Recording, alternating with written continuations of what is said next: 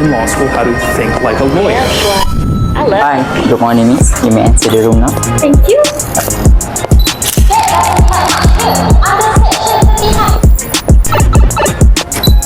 You should have checked the company's cash register.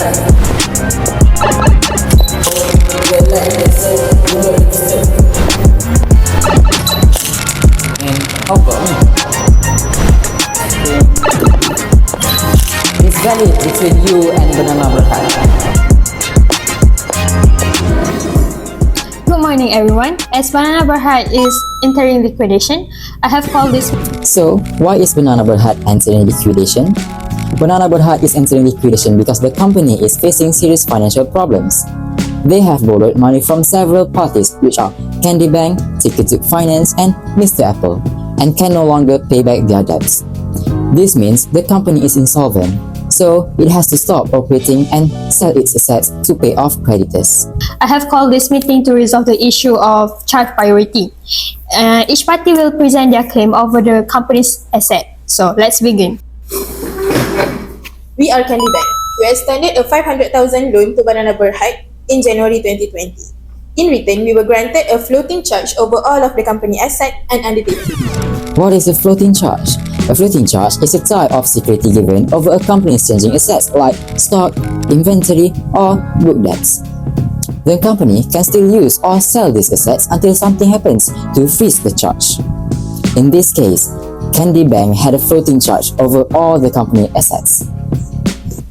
Importantly, our agreement includes two clauses. Clause 106, a negative pledge. They cannot create other charges without our consent. You might be wondering, what is clause and what is pledge? A clause is a specific condition or rule written in an agreement or contract, while a pledge is a promise or condition in an agreement. Consent. Clause 107, a crystallization clause. Any breach crystallizes the floating charge immediately. And what does crystallization means? Crystallization is when a floating charge turns into a fixed charge. This usually happens if the company breaks a condition in the agreement, can't pay its debts, or goes into liquidation. Yes, but we issued 300,000 ringgit in funding after that. We also secured it with a fixed charge over Banana's office premise. We have properly registered our charge. Then, what is a fixed charge? A fixed charge is a security tied to a specific asset like land or a building. The company cannot sell or deal with that asset without the lender's permission. In this situation, Ticketuk Finance had a fixed charge over Banana Berhad's office premises. I loaned 100,000 ringgit to Banana Berhad last year with a floating charge over movable, but I didn't register it. Okay, understood. So the issues before us are: first, who holds priority among these charges? Second, is Mr. Apple unregistered charge were valid? Third, did Candy Bank charge were crystallized before Ticketuk fixed charge? And lastly, what's the correct order of priority in liquidation?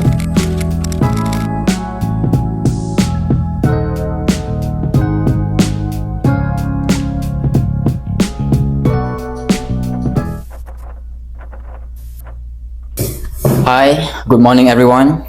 So let me introduce myself. I'm Dave, your legal advisor. So, first of all, let me clarify the legal principles from the Companies Act 2016 and relevant case law. Candy Bank, you are lying to your floating charge.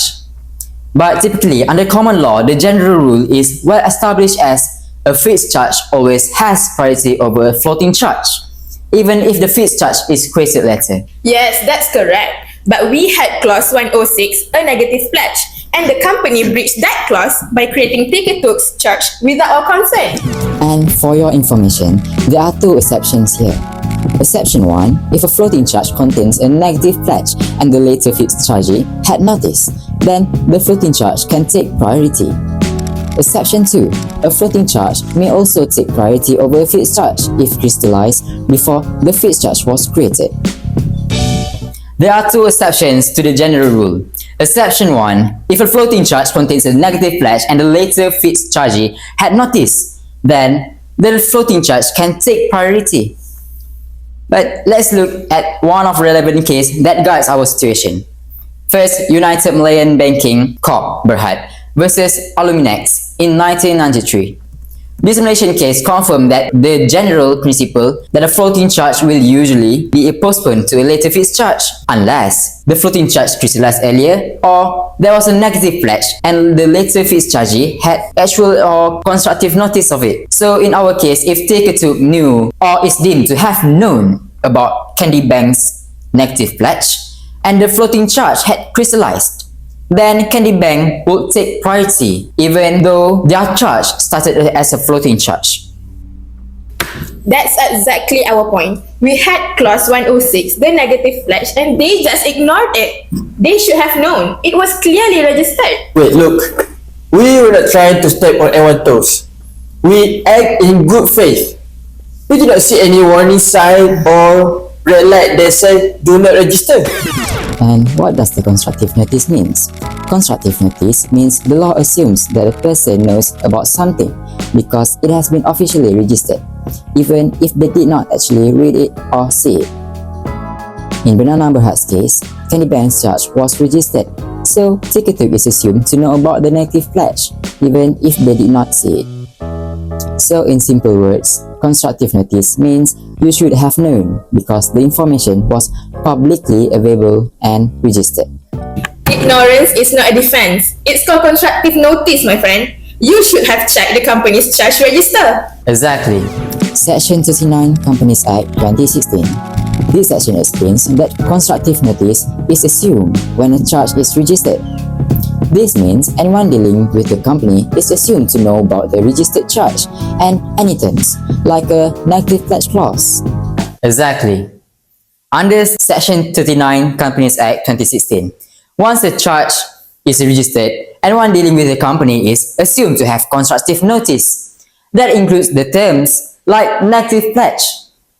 In that Section 2, if the floating charge crystallized before the fixed charge was created, crystallization converts a floating charge into a fixed one.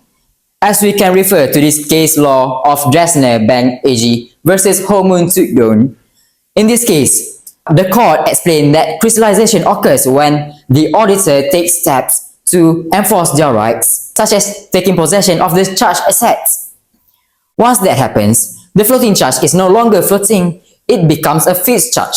The company can no longer deal freely with those assets, and the creditor's position is now stronger, just like any other fixed charge holder. Wait, so the moment the creditor start chasing after the asset, the charge become fixed? Correct, Mr. Apple.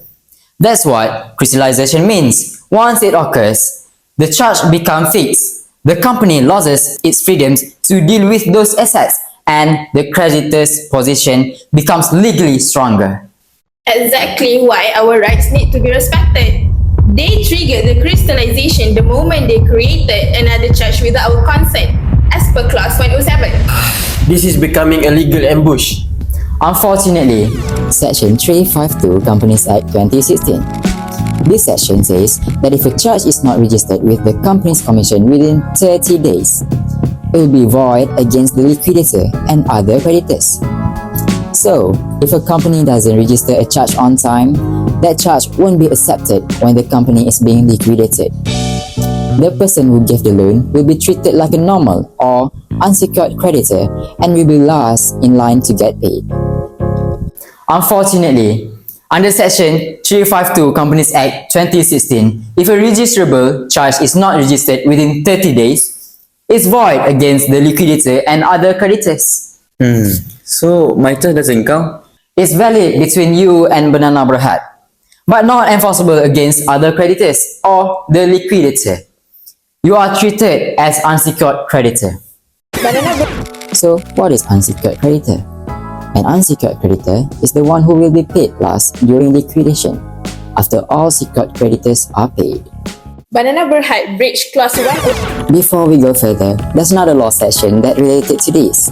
Section 392 subsection 1. In the case of Banana Berhad, Section 392 of the Companies Act 2016 is also applied because the company is being liquidated. This section explains that certain parties must be paid first before any floating charge holders This includes the receiver's fees up to for 4 months of employer's unpaid wages, but it's limited to 15,000 ringgit. Leave pay and EPF or SOCSO contributions made within 12 months before the liquidation. So even though Candy Bank's floating charge has crystallized, Section 392 ensures these important payments are settled first. So now let's see how the meeting apply these laws. Banana Berhad breached Clause 106 without our consent. According to Clause 107, the moment they created a fixed charge with Tuk, our floating charge crystallized. Alright. That means your charge become a fixed charge before Tuk-Tuk's charge was created. And if that's the case, your charge may take priority even though it started as a floating charge. We didn't know about any of negative pledge. Why should our fixed charge be delayed? Did you check the company's registered charges before agreeing? Under Section 39, Companies Act 2016, when a charge is registered and one dealing with the company is deemed to have constructive notice, you are expected to know.